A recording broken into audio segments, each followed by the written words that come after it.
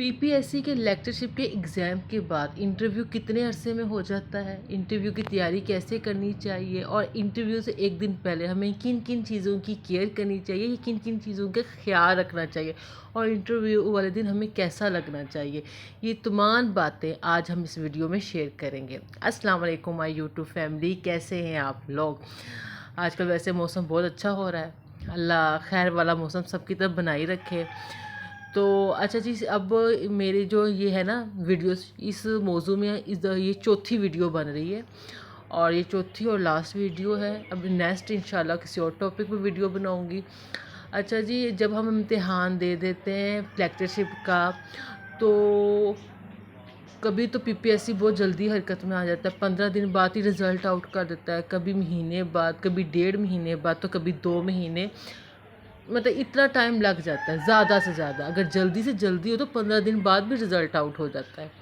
اچھا، اور یہ جو ٹائم ہوتا ہے نا آپ کے پاس امتحان دینے کے بعد، یہ بیسٹ ٹائم ہوتا ہے انٹرویو کی تیاری کے لیے، کیونکہ انٹرویو کی اصل تیاری تو تبھی ہو جاتی ہے جب آپ اپنے ایگزامس کی اتنی ڈیٹیل کے ساتھ تیاری کرتے ہو۔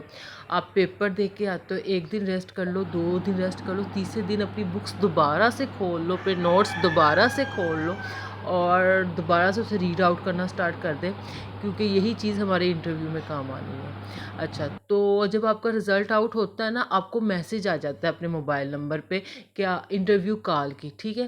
تو جب آپ اپنے انٹرویو کال کو نکلواتے ہو نا، اس کا سوری مائی مرغا، اس نے بھی اسی ٹائم بانگ دینی ہے، اس کا کوئی علاج نہیں ہے۔ اچھا بلا خاموش بیٹھا ہوا تھا۔ اچھا، تو آپ کو جب میسج آ جاتا ہے تو آپ اپنا انٹرویو جو کال لیٹر ہے وہ نکلوائیں، اسی دن نکلوائیں، اس سے نیکسٹ ڈے نکال لیں، کیونکہ جب آپ کا انٹرویو کال لیٹر آ جاتا ہے نا، اس سے ٹھیک 7-8 دن بعد آپ کا انٹرویو ہو جاتا ہے، کیونکہ اس کی ڈیٹ مینشن ہوتی ہے۔ تو وہ جو کال لیٹر ہوتا ہے اس میں آپ کی انٹرویو کی ڈیٹ بھی مینشن ہوتی ہے، دن بھی مینشن ہوتا ہے، ٹائم بھی مینشن ہوتا ہے، اور کہاں ہونا ہے یہ بھی مینشن ہوتا ہے، اور ان کو آپ کی کون کون سی چیزیں ریکوائرمنٹس ہیں، کون کون سی ڈگریاں چاہیے، کن ڈگریوں کی فوٹو کاپیز چاہیے، کون سی اوریجنل چاہیے، وہ سب کچھ مینشن ہوتا ہے۔ آپ نے سب سے پہلے یہ کام کرنا ہے کہ جو چیزیں انہوں نے ریکوائرمنٹ کی ہوئی ہے نا، کہ یہ والی ڈگریوں کی فوٹو کاپیز اتنی چاہیے، اور اوریجنل کو آپ کی جو ڈگری ہے وہ اس طرح ہونی چاہیے، یہ ساری آپ نا 1-2 دن کے اندر اندر سب کچھ ارینج کر کے سیٹ کر کے فائلوں میں رکھ لیں۔ ایک فائل آپ فوٹو کاپیز کی رکھ لیں اپنی ڈگریز کی، ایک فائل میں آپ اپنی اوریجنل کاپیز رکھ لیں، اور یہ آپ کا سب کچھ ریڈی ہونا چاہیے۔ یہ نہیں کہ آپ انٹرویو سے ایک دن پہلے یہ سب کچھ ریڈی کرنے لگے ہوں۔ انٹرویو سے ایک دن پہلے آپ نے یہ کام نہیں کرنے، یہ کام آپ نے 5-6 دن پہلے ہی کر لینے۔ اب آ جاتے ہیں کہ تیاری، دیکھو تیاری آپ کی وہی ہوتی ہے جو آپ نے اپنے ایگزامس کے لیے کی ہوتی ہے۔ سم ٹائم تو ہمیں انٹرویو کی تیاری کے لیے کافی ٹائم مل جاتا ہے، اور سم ٹائم جب رزلٹ جلدی آؤٹ ہو جاتا ہے تو انٹرویو کی تیاری کے لیے بہت شارٹ ٹائم ہوتا ہے۔ تو جو آپ نے پڑھا ہوا اسی کو دوبارہ ریڈ آؤٹ کریں، جنرل نالج کو دیکھیں، جس منتھ میں جس تاریخ میں آپ کا انٹرویو ہو رہا ہے، دیکھیں کہ اس منتھ میں کوئی ماضی میں کوئی اہم واقعہ تو نہیں ہوا ہوا ہمارے ملک میں، ملک سے باہر اس دن تو کوئی نہیں ہوا ہوا۔ یہ چیزیں ذرا مائنڈ میں رکھ کے جائیں، یہ دیکھ کے جائیں کہ پنجابی مہینوں کا کون سا مہینہ چل رہا ہے، کیونکہ پوچھنے والے یہ بھی پوچھ لیتے ہیں کہ ہاں جی آپ پنجابی مہینوں کے نام بتائیں، یہ بھی پوچھ سکتے ہیں۔ اسلامی مہینوں کے بھی پورے نام پوچھ سکتے ہیں، یہ بھی پوچھ سکتے ہیں ہاں جی اسلامی مہینہ کون سا چل رہا ہے، اس کی کون سی ڈیٹ چل رہی ہے، پنجابی مہینہ کون سا چل رہا ہے، اس کی کون سی ڈیٹ چل رہی ہے، یہاں تک سوال پوچھے جاتے ہیں۔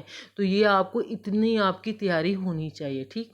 اور آ جاتے ہیں ڈریس پہ، ڈریس آپ کا ایسا ہونا چاہیے، تو نہ تو بہت تیز کلر کا ہونا چاہیے دیکھنے والے کو سیدھے ہی چبھنا سٹارٹ ہو جائے، نہ تو بہت دھیما، نارمل سا ہونا چاہیے، اچھا جو آنکھوں کو اچھا لگتا ہو، اور ایسا ڈریس ہو جس میں آپ آرام دہ فیل کرتے ہو، جس میں آپ کی لک نیٹ شو ہوتی ہو۔ جوتے بھی آپ نے ایسے پہننے جن کی آوازیں نہ نکلتی ہوں چلتے وقت، یہ چیز کا اسپیشل آپ نے خیال رکھنا ہے، ٹھیک ہے۔ اور تیار شیار بھی نارمل ہوں، دیکھنے میں آپ کا لک جو ہو نا وہ نیٹ لگنا چاہیے۔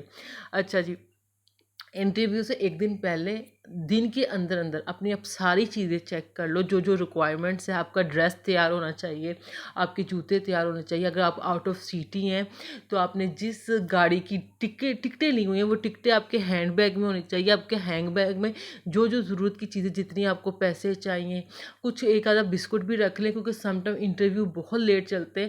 لوگ صبح کے آتے ہیں، بھوک بھی لگ جاتی ہے. کوئی بسکٹ، کوئی کینڈیز وغیرہ آپ کے ہینڈ بیگ میں ہونی چاہیے. کچھ اماؤنٹ رکھ لیں. کوئی ایک آدھا آئینہ دیکھ لیں جس میں آپ اپنے آپ کو دیکھ سکو کہ میں کتنا نیٹ لگ رہا ہوں کہ نہیں لگ رہا. یہ چیزیں آپ نے اپنا ڈریس تیار ہو، آپ کا جوتے تیار ہو، آپ کی فائلیں تیار ہوں، یہ ساری آپ نے دن کے اندر اندر کام کمپلیٹ کر لینا ہے. ٹھیک ہے، رات پہ نہیں چھوڑنا. اور تاکہ صبح کے ٹائم آپ چیزیں تیار شیار ہوں، اپنی چیزیں اٹھائیں اور اپنی منزل کی طرف چل پڑیں. اور آپ نے ایک چیز کی کوشش کرنی ہے کہ انٹرویو سے 1 گھنٹہ پہلے پہنچنے کی کوشش کرنی ہے. وہ تو اسی سٹی میں رہتے ہیں، وہ 1 گھنٹہ پہلے پہنچنے کی کوشش کریں. جو آؤٹ آف سٹی رہتے ہیں 1 گھنٹہ پہلے پہنچ جاتے ہیں تو بہت بیسٹ ہے، ورنہ آدھا گھنٹہ پہلے ضرور پہنچے. میں آپ کو ایک بات بتا دوں، جب ہم انٹرویو دینے جاتے ہیں، جب جاتے ہیں تو جس روم میں ہمارا انٹرویو ہوتا ہے اس میں 3 لوگ ہوتے ہیں. ایک ہوتا ہے PPSC کا ممبر، ٹھیک ہے، وہ جو درمیان میں بیٹھا ہوتا ہے، اور آس پاس نا جو آپ کا سبجیکٹ ہوتا ہے اس کے پروفیسرز بیٹھے ہوتے ہیں. جو پروفیسرز ہوتے ہیں نا وہ تو آپ کے سبجیکٹ سے ریلیٹڈ ہی آپ سے سوال پوچھتے ہیں. ٹھیک ہے، جو درمیان میں PPSC کا ممبر بیٹھے ہوتے ہیں نا وہ جنرل نالج کے سوال پوچھتے ہیں. وہ کچھ بھی جنرل نالج کے نام پہ پوچھ سکتے ہیں. جیسے کہ میں نے آپ کو پہلے بتایا کہ وہ آپ سے یہ پوچھ سکتے ہیں، ہاں جی اسلامی مہینہ کون سا چل رہا ہے، اس کی کون سی ڈیٹ ہے آج. اگر پنجابی مہینہ ہے تو کون سا چل رہا ہے، اس کی کون سی ڈیٹ ہے. کوئی بلوچستان کے کسی شہروں کے نام پوچھ سکتے ہیں. صبح سندھ کے کہتے ہیں کہ آپ کراچی اور حیدرآباد کو چھوڑ کے کوئی 4 شہروں کا نام بتائیں، یہ پوچھ سکتے ہیں.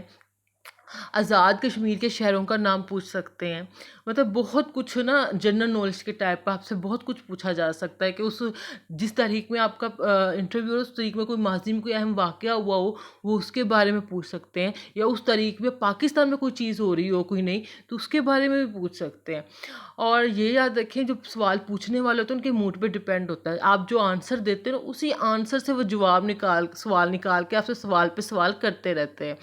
کچھ تو ہوتے صرف 1 آنسر پہ ہوتے ہیں. مطلب انہوں نے ایک چیز پوچھی، ہاں جی یہ شہر یہ کس ملک کا شہر ہے، یا یہ کون سا بندہ ہے، آپ نے 1 آنسر دینا ہوتا ہے. کچھ ہوتے ہیں ڈیٹیل سے آپ سے پوچھ رہے ہوتے ہیں کہ ہاں جی آپ یہ واقعہ A سے Z تک اپنے لفظوں میں بیان کریں. کچھ اتنی ڈیٹیل بھی پوچھ رہے ہوتے ہیں. ٹھیک ہے نا، تو آپ کی تیاری ہر لحاظ سے پوری ہونی چاہیے. کیونکہ جب میں انٹرویو دینے گئی تھی نا مجھ سے جو PPSC کے ممبر تھے انہوں نے پوچھا کہ آپ نے کوئی جاب واب کی ہوئی ہے. تو میں نے کہا میں نے ایک پرائیویٹ اسکول میں پاک اسٹڈی پڑھائی ہوئی ہے 9 کلاس تک. تو انہوں نے اچھا مجھے پوچھا، اچھا پھر اب آگے سے ان کا سوال پوچھے انہوں نے مجھ سے پوچھا اچھا 9 کلاس کے جو ہوتا سلیبس اس میں کون کون سے ٹاپکس ہوتے ہیں.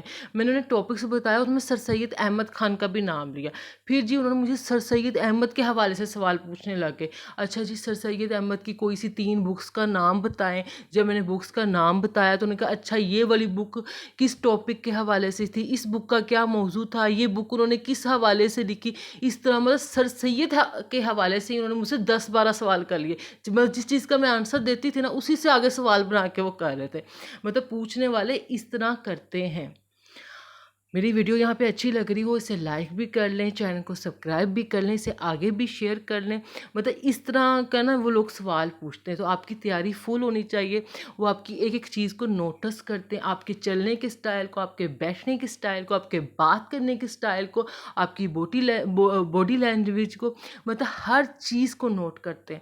تو آپ نے نارمل رہنے کی کوشش کرنی ہے اور اعتماد کے ساتھ سب کچھ کرنا ہے. تو انشاءاللہ اگر آپ کی قسمت میں جاب ہوگی تو ضرور مل کے رہے گی. تو یہ میں نے اس موضوع میں 4 ویڈیوز بنائی ہیں. اسے آگے شیئر کریں تاکہ سب کے لیے آسانی ہو، سب کے لیے خیر ہو، سب خوش رہیں، آباد رہیں. میری ویڈیو کو لائک کر لیجئے گا، چینل کو سبسکرائب کر لیجئے گا. جہاں جہاں ہیں خوش رہیں، آباد رہیں.